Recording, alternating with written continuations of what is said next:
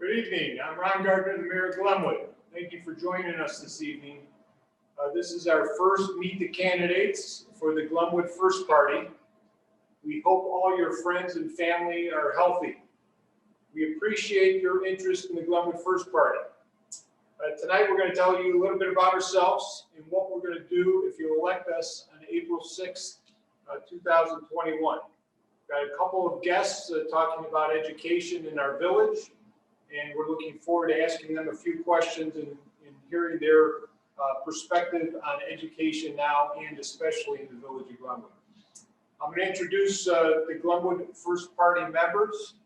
Like I said, my name is Ron Gardner, the Mayor of Glenwood. I've been the mayor for the last 6 years, and I was a trustee 10 years before that. I'm a lifelong resident of Glenwood, attended all the District 167 schools, and I've had a long career in the banking and legal industry. Sandra Washington, to my left here, to your right, she's our candidate for village clerk. She's the vice president of the Brookwood School District 167 board. She spent most of her career working in human resources. Talita Hart next to me, she's also a candidate for village trustee. She's a current village treasurer and past president of Brookwood District 167 school board. And she is president and CEO of a non-for-profit organization. To my right is Deon Lynch. He's also a candidate for village trustee. He currently serves as our clerk. He's also a probation officer with the Cook County Circuit Court Domestic Violence Unit. Ron Clark, one of our other candidates, he has been a village trustee for 12 years. He's retired from both Cook County Sheriff's Office and the U.S. Army. We're very lucky to have our slate of candidates. We're working for the Village of Glenwood's residents. I'm going to turn it over to Deon to say a few words, and we'll work right down the line. Deon? Good evening, everyone. As the mayor alluded to, this is our first candidates forum. I'm going to use this opportunity to, as the mayor briefly introduced us and our background, to share what our platform is. Not only that, to engage with our two guests from both the school districts here in Glenwood, Mrs. Holly and Dr. Lindsay, to share some insight on community programming and how we can further the relationship between the education component of the village as well as the municipality official capacity. And so, as the mayor alluded to, I am the current village clerk, was elected in 2017, have had the fortunate privilege of serving the residents for the last 4 years.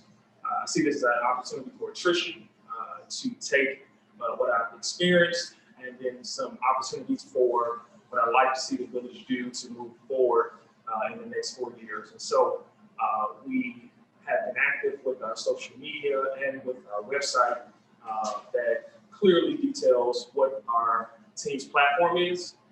And so we invite you to check us out on Facebook at Glenwood First, and then also on our website at www.glenwoodfirst.com.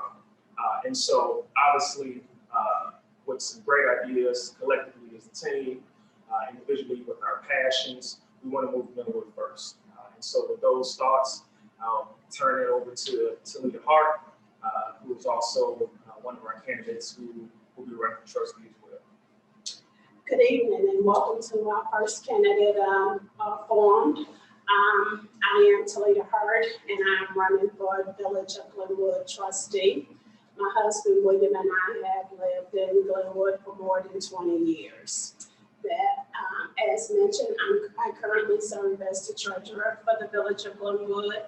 I am an alumni of Harvard Kennedy School of Executive Seniors Management of Local and State Government. I also earned a master's degree in community psychology with a background in social work. As the treasurer, I will use my academic, volunteer, and professional executive leadership experience to create and promote opportunities for all Glenwood's families and business. I will bring new ideas to the table with favorable results to our community that ensure that Glenwood remains a wonderful place to live, to work, and play. I will commit to transparency and self-advocacy to preserve the heritage that remains important to all of us.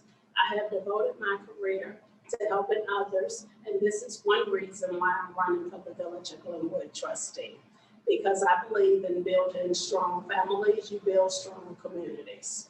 I will put my ability to listen, my networking skill, my organizational thinking, with problem-solving skills that focus on solutions, my executive leadership skills and passion to work for all the residents that promotes inclusiveness. I'm a self-driven advocate who works and cares about our community and your voice. So if you elect me as your trustee, I will work hard on your behalf. I look forward to working together and continuing to move our community forward. Vote for Toledo Hart for Glenwood Village Trustee, and to learn more about Glenwood First Party, visit our website at www.glenwoodfirst.com. Thank you, and I'll turn it over to Sandra Washington, who's running for office of the village clerk in Glenwood's First Party. Thank you. Hello, neighbors and friends of Glenwood. Who am I? My name again is Sandra Washington, and I'm running for village clerk of Glenwood. I put Glenwood first, just as everyone has mentioned on this panel today. I have been a resident of Glenwood for over 20 years now. Along with my late husband, Wayne, we raised 2 children, now adults, 30 and 35 years old. I'm a proud grandma. They call me Granny. I have 4 daughters. One thing that brought us to this community is an opportunity for us to serve in the community in which we resided. I'm currently, as was mentioned before, I'm serving as the vice president of the school board, Brookwood 167. I also chair the personnel committee, in which I had an opportunity to utilize my work experience with over 20 plus years in a career of human resources. One of the things that I value most is my integrity, and in the profession of human resources or in public office, it's imperative that not only do we walk the walk, but we talk the talk as well. The other thing I would like to mention regarding my background, I am a strong advocate for diversity and inclusion. I have been a practitioner in this particular field. I have seen organizations as large as Walmart stores and corporation take teams from good to great, and I want to be a part of that solution for Glenwood. The Glenwood Party, the Glenwood First Party, is committed to serving our residents. We love our community, and we appreciate your vote on April 6th. So vote, vote, vote. Early voting begins March 22nd. Thank you very much. I'll turn the table back over to our mayor to introduce our speakers today, our guest speakers. Yes, thanks, Sandra. I'll just give a quick history of myself. Like I said earlier, I'm a lifelong resident of Glenwood. My parents still actually live here over by Longwood School. So I grew up in the manor, spent my youth there, and then in 1989, I bought my home in Brookwood Point. So I've resided in Brookwood Point since 1989. I came to public service due to my parents. My dad was on the fire department for 35 years. My mom was an election judge, and she was involved in PTA, et cetera, with the schools. And all my brothers were involved. My brother Tom was on Prairie State College, as well as the village board. My brother Tim was on the school board. My brother Ed was on the library board, as well as Prairie State College. So I'm proud of the fact that my family's taught me to give back to the community that I love. I also currently, like I said, my background is in banking and law. And currently, I am a board member on the executive committee of the Chicago Southland Chamber of Commerce. I'm the past chair of the Chicago Southland Chamber of Commerce. I'm also on the executive committee for the South Suburban Mayors and Manager, where I've served as secretary and treasurer. I'm also on the board for the land bank in the south suburbs. I'm the past president of the Glenwood Lions Club, the Glenwood United Way, and many other charitable organizations, because I feel it's important to give back to the community. One of our main focuses in the Glenwood First Party is continued business development. It's very important to keep a viable business community in the town. It allows us to not increase taxes on residents like we have not for the last 3 years. And we were going to continue to try and do that for everybody. So we're going to have a great partnership with the businesses. We'll bring in additional businesses, building new buildings like Nightcore did. Delta Sonic is rehabbing their facility. We have an expansion in Morrison Timing. They're building a 80,000 square foot addition to their existing property. We were able to have U-Haul come in where the old Walmart building used to be, to keep a property in the village of Glenwood to be a viable business that, as most people know, Walmart's typically abandon their stores and just leave it fallow. We don't allow that in the village of Glenwood. We work with everybody to make sure that our business community pays their fair share of taxes. We're going to do a lot of things with the Glenwood First Party. We'll continue what we do, but we're going to reinvent and do more. So we're looking forward to having these talks down the road and go over many different ideas, different facets of directions that we want to go in to improve the village of Glenwood. I want to introduce our two guests here today. We have Mary Holly, who's the CEO of the Glenwood Academy. As everybody probably knows, Glenwood Academy is over in the Manor at 187th Street in Halsted, goes all the way down to Glenwood Chicago Heights Road. We've been here for a very long time, and we're very proud of the partnership we have with Glenwood Academy and Mary Holly. It's a pleasure to work with Mary and have a partnership with her. We're also very lucky to have Bethany Lindsay here. She's the superintendent of Brookwood School District 167. We appreciate you here. She was a principal at Brookwood Junior High for many years, and now she's superintendent. We have a great relationship with the school district, and we're very lucky to have her here also. So what we'd like to do is turn it over and allow Ms. Holly and Dr. Lindsay to say a few words. And if you could, Mrs. Holly, take it over. Okay. So hi, everyone. It's so nice to be here. I'm a recent resident of Glenwood. I've been a resident now for my husband and I for about 3 years. So Glenwood Academy is all about eradicating poverty, injustice, and inequity through the power of education. And we do that by having our students come and live with us from Sunday evening until Friday afternoon. And then they go home for really a day and a half, and then they come back. And you would say, who do you serve? We serve those youth and those families who need us the most. And by that, I mean, we talk to the children and the families and we say, what's going on with them? And usually they're experiencing some significant trauma. That's our focus and our specialty. There are other schools and there are other educational facilities and residential facilities that could work with those kids in other ways. We want those who really need us. So they come to us via word of mouth, via us going and doing presentations, and they say, help us. We interview the family, we interview that child. The child has a chance to spend the entire day and evening with us. The family gets a chance to meet us. And we say, okay, what do we need to wrap those kids around to help them be successful? And we wrap not only those children with services, but that entire family system. So while our capacity is 150 students, we serve 650 or 700 family members.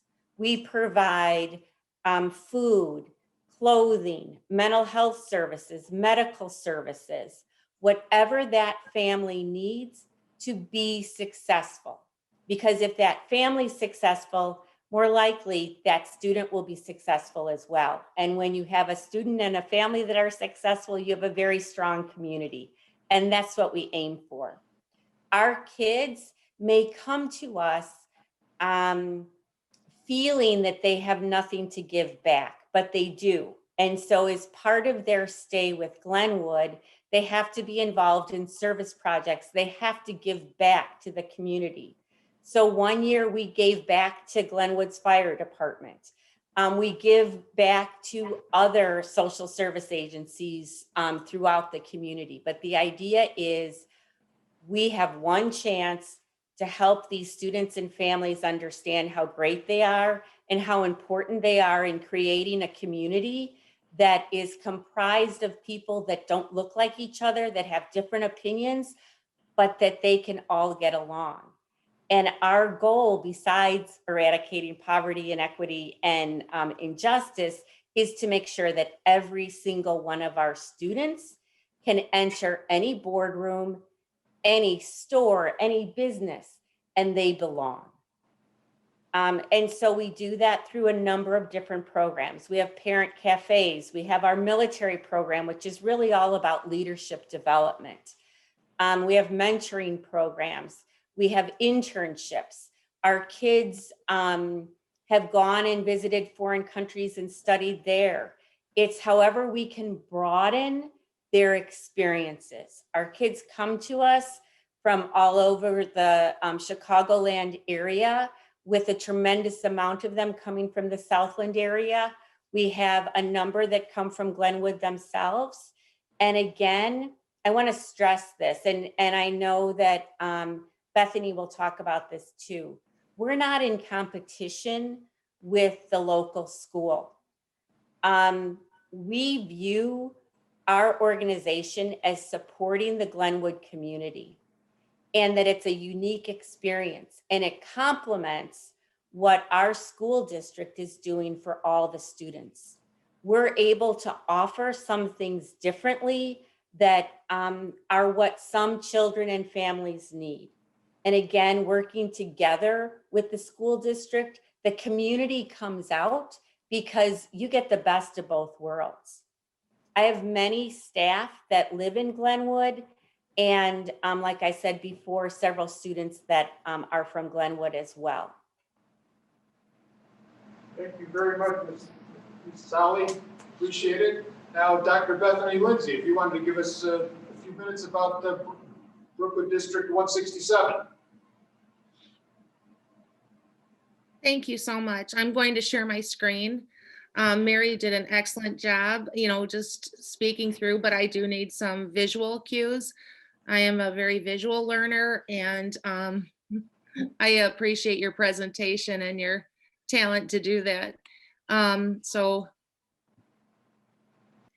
first of all, tonight's presentation from Brookwood School District 167 is sharing information with our school community. This informational presentation will be posted on our website at www.brookwood167.org. And the content consists of information and data and is available to everyone in Glenwood, in our school community, and in our neighboring towns, actually globally. So we will be posting this, and this information can be presented to any group that would like to have this information presented. I would like to thank you for inviting me to share this public information. Again, my name is Bethany Lindsay. I gratefully serve as the superintendent for Brookwood School District 167. I've been working in this school community for 29 years and served in several capacities as a teacher, a coach, a dean, an assistant principal, a principal, and now superintendent. This is my third year as superintendent. I'm here to share with you information regarding our school district, and I am proud to also share my confidence in the hopeful future for our children. Our current enrollment is 1,147 students. The demographic makeup is 75% African American, 19% Hispanic, 4% white, 2% mixed with 2 or more races, and 0.3% Indian. We serve students not only living in Glenwood, but also Chicago Heights, Linwood, and Lansing. 56% of our students are low income, which is higher than the state average. And our homeless population is increasing 1% for each of the past 3 years. It's currently at 4%, which is again higher than the state average. Our student attendance rate is higher than the state average at 96%. Our we have low chronic absenteeism rate of 7%. We have a low student mobility rate at 7%. Our IEP population is 10%, which is lower than the state average. That's positive because we're not in violation of over-identifying students for special education. We use response to intervention and multiple tiers of support intervention to our students prior to referring them to special education. We have a total of 88 teachers, 18 paraprofessionals, 12 custodians, 8 cafeteria team members, 4 health service staff, 12 secretaries and clerks, 9 social workers and psychologists related service staff, 11 crossing guards and playground supervisors, 3 tech team members, 6 central office staff members, and 10 administrators, with a total of 181 staff. And we have an excellent pre-K program. It has received the highest rating from ISB, that's the Illinois State Board of Education, the Gold Circle of Quality Award, for 2 consecutive years. And this is a first for our school district.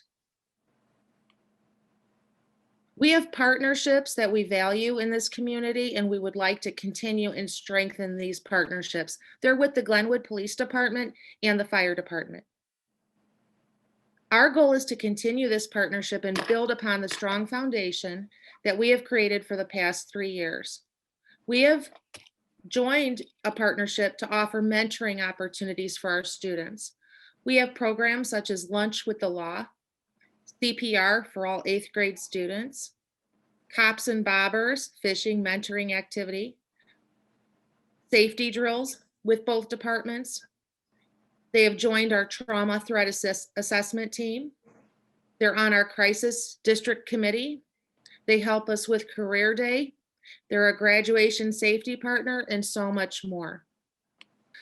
We also implemented an important program called Bridges Beyond Brookwood, where this past summer, the board approved work opportunities for our high school students to come back and work in our district if they're an alumni to Brookwood School District 167.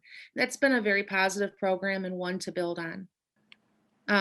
Going back to 2019, I do want to highlight that we have a summer STEAM camp. We approved the addition of gifted programs at our elementary school. So we brought back gifted programs to the elementary in grades 3 and 4. And this is a huge thing. We implemented a before and after school care program for students. We partnered with Champions. That's a resource for parents to offer beyond the school day care. This had not been offered to our families previously. And what I have found in doing the research is healthy communities bring resources to their school for parents. And this was huge for our parents to have on-site childcare before and after school and bringing this resource home to them. Dr. Lindsay, it sounds like you guys are doing some fantastic work over there. And I'm certain that you are remiss that you're losing 2 of your great board members, but I promise you they're only in walking distance. And our hope is that some of those same qualities and great things that you guys are doing over there, that Salida and Sandra are going to bring those to the board, once we're elected on April 6th. And so we are just extremely excited about the great things that you guys are doing in the community and school. And so Ms. Holly and Dr. Lindsay, you guys both touched on some great things and some excellent things that you guys are doing with the school.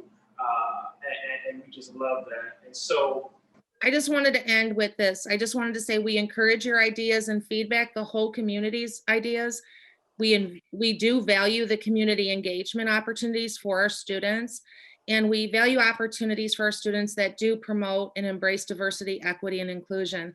And just to finish off, I did want to share my favorite quote by Nelson Mandela, that the true character of a society is revealed in how it treats its children.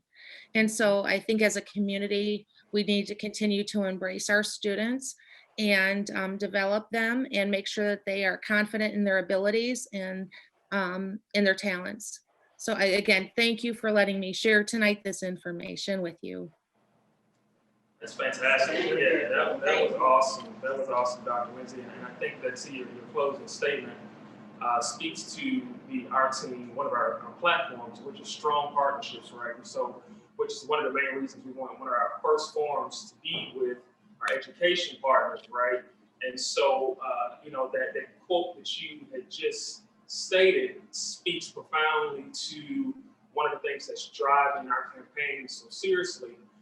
And it's simply focusing our efforts with our community partnerships with our schools so that we're investing in the future of Glenwood, right? And so we realize that our children are our future. And so, one of the things that you touched on, Dr. Lindsay, is, the opportunity for employment for previous students when they return. And I know that in talking with the mayor in the past, that's one of the great things that we wanted to do is create more employment opportunities for students in the community during those times where school isn't in session. And so, that's something that we definitely would like to expand on as a village with the schools, as well as you, Ms. Holly. We'd like to implement a larger employment program for the students in the community, right? So one of the biggest concerns is activities or involvement for the children to do. Like one of the old sayings is, idle mind is a devil's workshop, right? So we understand the importance of having some constructive and some creative activities for them to do. So, we're hoping in the near future, as our partnership grows, we appreciate that we've got our first responders in the schools on a consistent basis. And we do a number of things, particularly with the village sticker contest, the trustee styles they created. So we're proud of the current partnerships, but we're hoping that we can take this to the next level with both schools, involving the students in activities and employment. But then also, I think that one of the things I wanted to mention is community programming, right?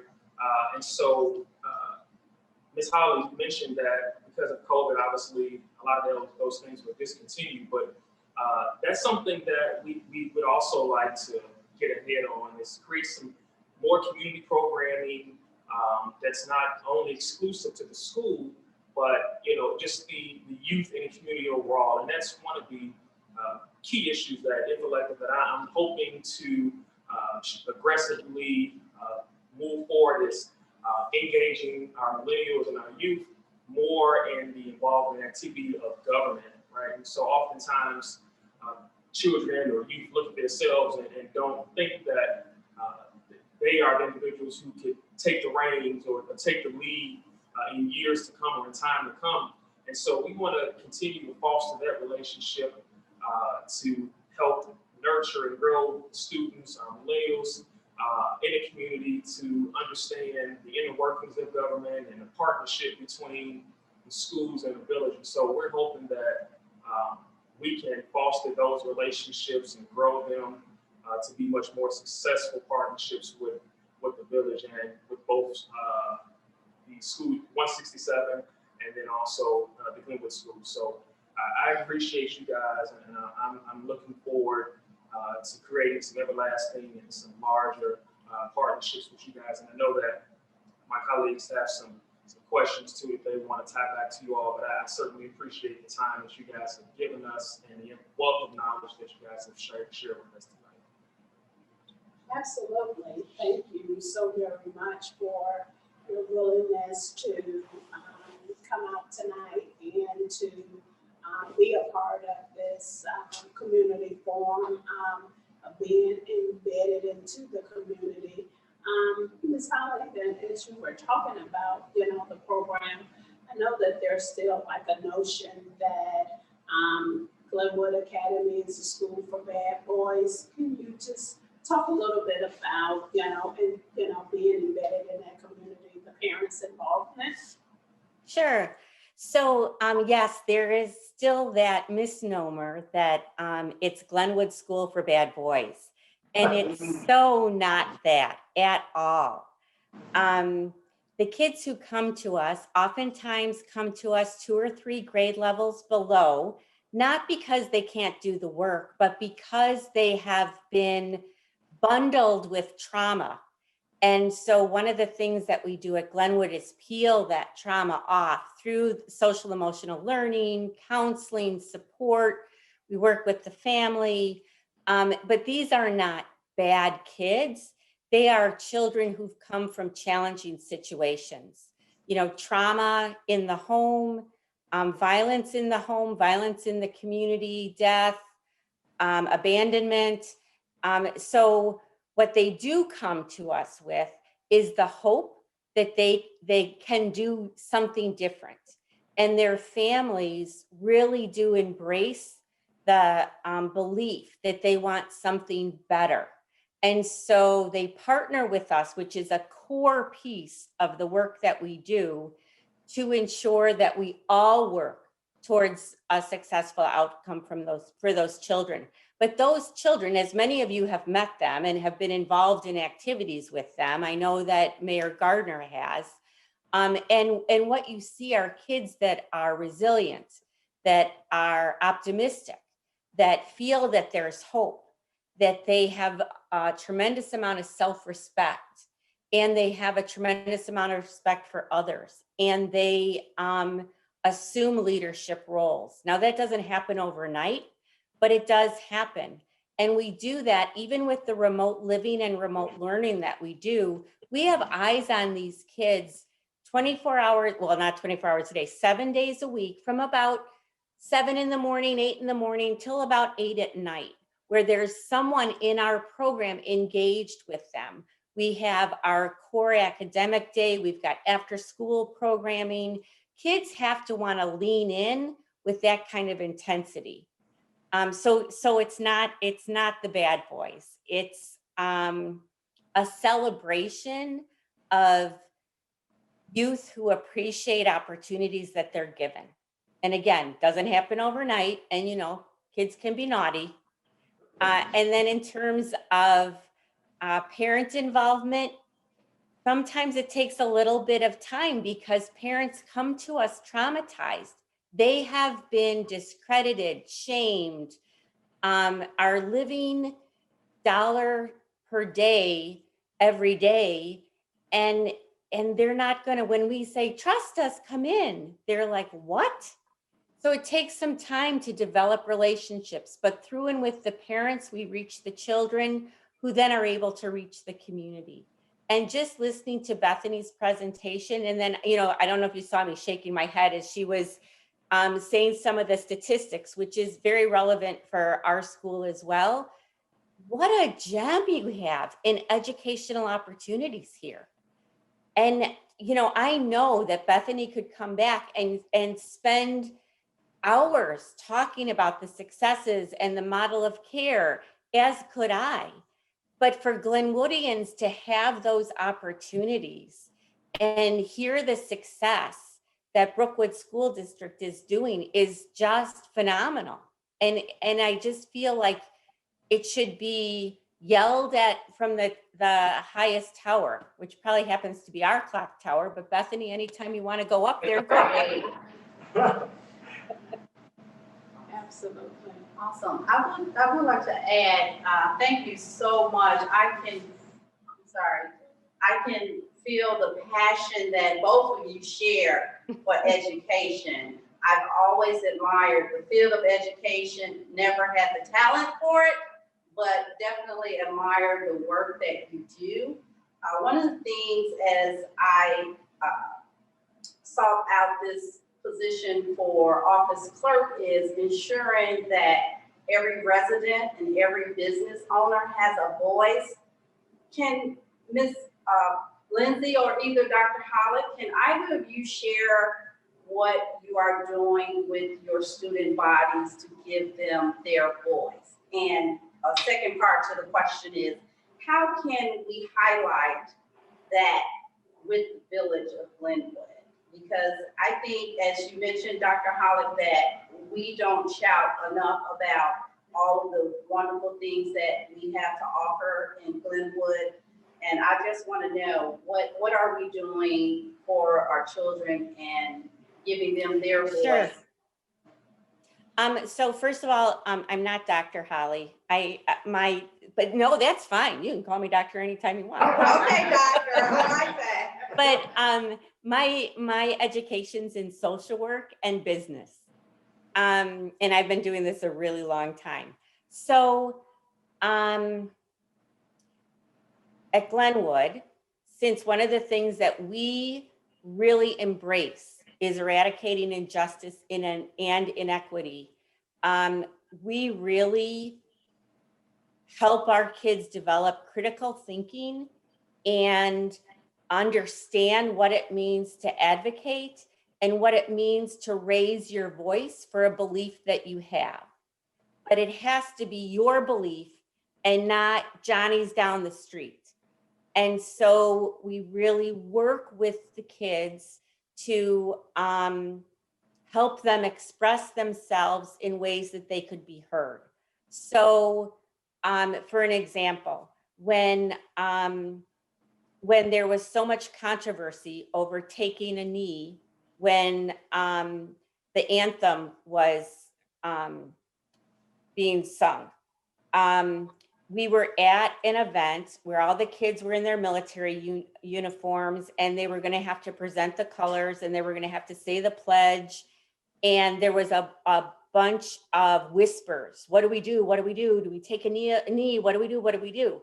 And so someone came up and told me, and so I stopped the event and I said, you know what? We just have to talk about this. We just have to talk about it. And we all need to come up with what we're doing. And the message was, if that is your belief, then I will support you 100% in that. If, however, you're doing it because Johnny's doing it and you're going to giggle the whole time, then it's not genuine. And so we've got to develop that critical thinking.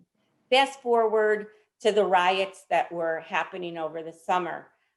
First of all, we needed to make sure our kids were safe. Our high schoolers were safe. They were scattered all over the Chicago area. And unfortunately, they were in areas that were just blowing up. And again, it was, how do we make you safe? How do we keep your family safe? And then how do we help you speak up? And I'm very aware that I am often not the person that can deliver that message, but I can stand next to the person who does so. And that's what we do. And so when I just had this past week, one of the 8th graders email me and say, Mrs. Holly, if it's against my religion to say the pledge, is Glenwood still going to force me to say the Pledge of Allegiance? And so again, the critical thinking is, and I know that we've got to model this, is, well, first of all, I would want to hear from you what your belief system is. I would want to talk to your family, get an understanding, and then I'll support you 100%. Because it is not unusual to have people believe that they pledge to God, not to country. And we've got to be respectful of that, whether we have a military program, not a military program. It is important to empower each individual so that they understand the power of their voice and how they can use it most effectively. And if I can, we kind of live and breathe that. And Mary, I just wanted to add to that. I agree with you, but just to compound what Mary said, what we've been doing, or since I've been a principal in 2001, we've embedded it into our systems, because It has to be part of the system where it's on purpose that kids have a voice. Mhm. It's purposeful planning that there's opportunities for leadership. There's no exclusion policies. So everybody has a right to be on a team. That doesn't mean you're a starter, but we got rid of cuts.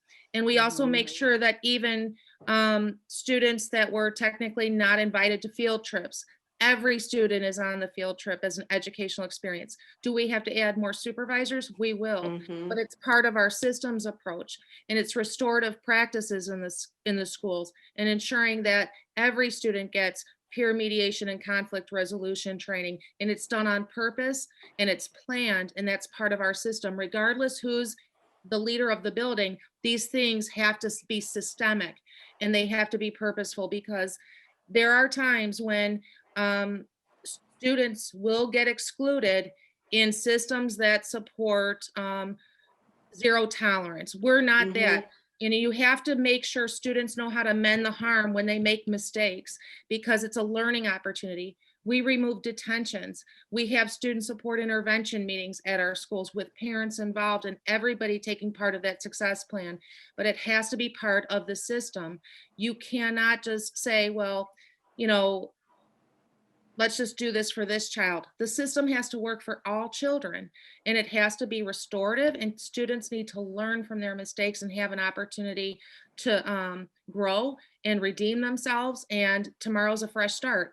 And so that's been embedded in all of our practices. I could go on, but we have to look at every single facet of the school day for a child, and that goes beyond 3 o'clock. It goes beyond to those extracurricular opportunities, co-curricular opportunities, and making sure no child gets excluded from those opportunities, because that's where the connections are made. That's where relationships are formed.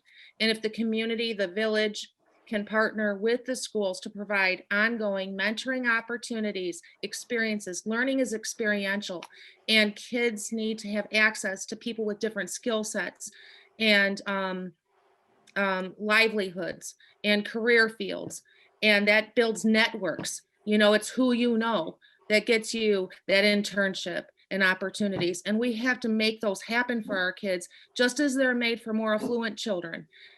So I think we need to be more purposeful about providing those things intentionally and making sure our system is built for inclusion and equity and diversity, and it's not just a talking point.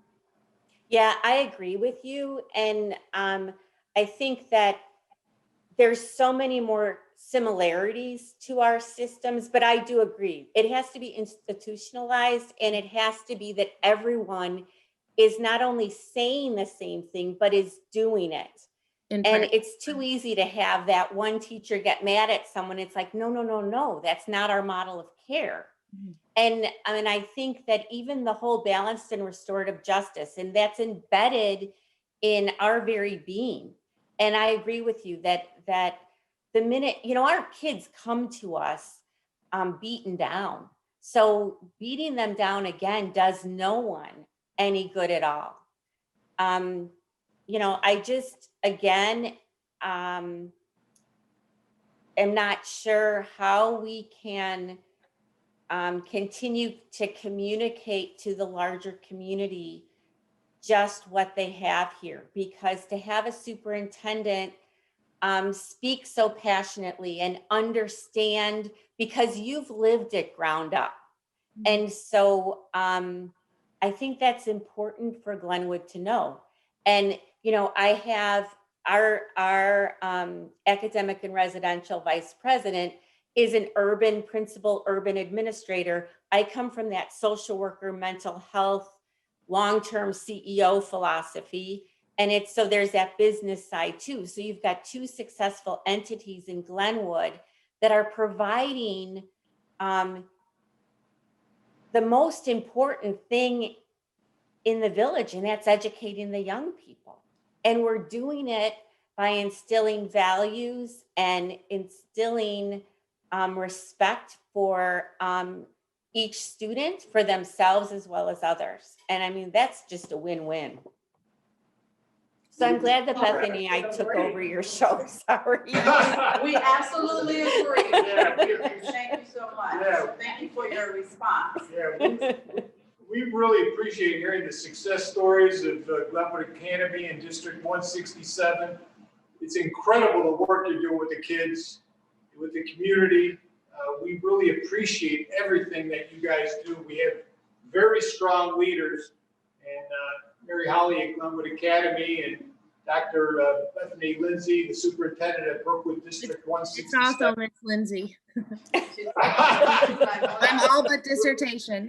We are just so lucky, and obviously the foundation of any community are the schools. So that's one of the reasons that we decided to start out with the schools and a partnership with the schools and how we can foster that relationship and make sure that relationship grows, because schools are the foundation of any village, any town. So we really appreciate you guys taking your time and coming out tonight and really enlightening us of all the fantastic, great things you guys are doing. So we really, really appreciate it.